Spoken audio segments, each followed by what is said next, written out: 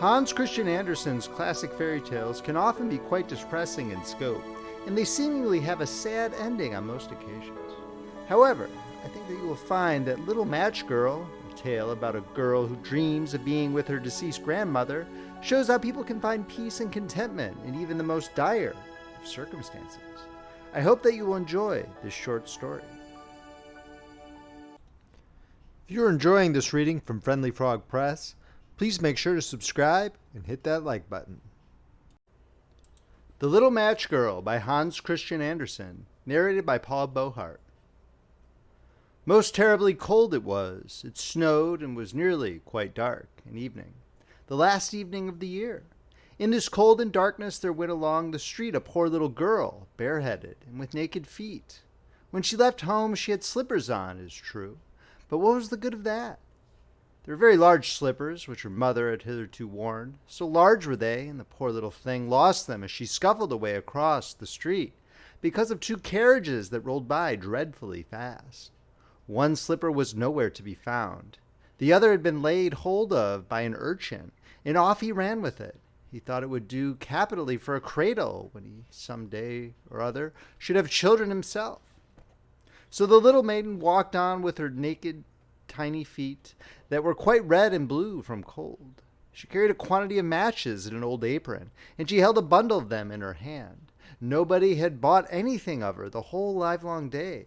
No one had given her a single farthing. She crept along trembling with cold and hunger, a very picture of sorrow, the poor little thing. The flakes of snow covered her long fair hair, which fell in beautiful curls around her neck, but of that, of course, she never once now thought. From all the windows the candles were gleaming, and it smelt so deliciously of roast goose, for you know it was New Year's Eve. Yes, of that she thought. In a corner formed by two houses, of which one advanced more than the other, she seated herself down and cowered together. Her little feet she had drawn close up to her, but she grew colder and colder. To go home she did not venture, for she had not sold any matches and could not bring a farthing of money. From her father she would certainly get blows.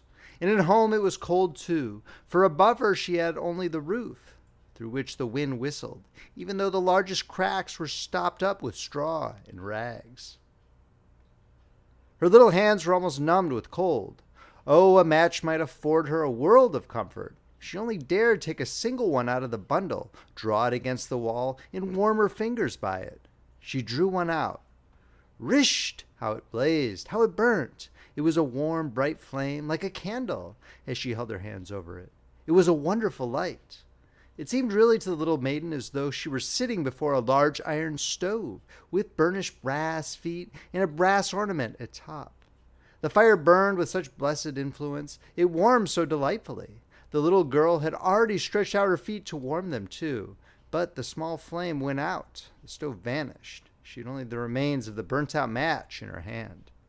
She rubbed another against the wall. It burned brightly, and where the light fell on the wall, there the wall became transparent like a veil, so that she could see into the room. On the table was spread a snow-white tablecloth. Upon it was a splendid porcelain service, and the roast goose was steaming famously with its stuffing of plum and dried plums. And what was still more capital to behold was the goose hopped down from the dish, reeled about on the floor with knife and fork in its breast, till it came up to the poor little girl, when the match went out, and nothing but the thick, cold, damp wall was left behind.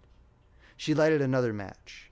Now there she was sitting under the most magnificent Christmas tree. It was still larger and more decorated than the one which she had seen through the glass door in the rich merchant's house. Thousands of lights were burning on the green branches, and gaily colored pictures, such as she had seen in the shop windows, looked down upon her. The little maiden stretched out her hands towards them when the match went out. The lights of the Christmas tree rose higher and higher. She saw them now as stars in heaven. One fell down and formed a long trail of fire. "Someone is just dead," said the little girl, for her old grandmother, the only person who had loved her, and who was now no more, had told her that when a star falls, a soul ascends to God. She drew another match against the wall. It was again light, and in the luster there stood the old grandmother, so bright and radiant, so mild, and with such an expression of love. "Grandmother!" cried the little one. "Oh, take me with you! You go away when the match burns out. You vanish like the warm stove, like the delicious roast goose, and like the magnificent Christmas tree." And she rubbed the whole bundle of matches quickly against the wall, for she wanted to be quite sure of keeping her grandmother near her. And the matches gave such a brilliant light that it was brighter than at noonday. Never formerly had the grandmother been so beautiful and so tall. She took the little maiden on her arm, and both flew in brightness and in joy so high, so very high, and then above was neither cold, nor hunger, nor anxiety. They were with God. But in the corner, at the cold hour of dawn, sat the poor girl, with rosy cheeks and with a smiling mouth, leaping against the wall. Frozen to death on the last evening of the old year. Stiff and stark sat the child there with her matches, of which one bundle had been burnt. She wanted to warm herself, people said. No one had the slightest suspicion of what beautiful things she had seen. No one even dreamed of the splendor in which, with her grandmother, she had entered on the joys of a new year. End of story.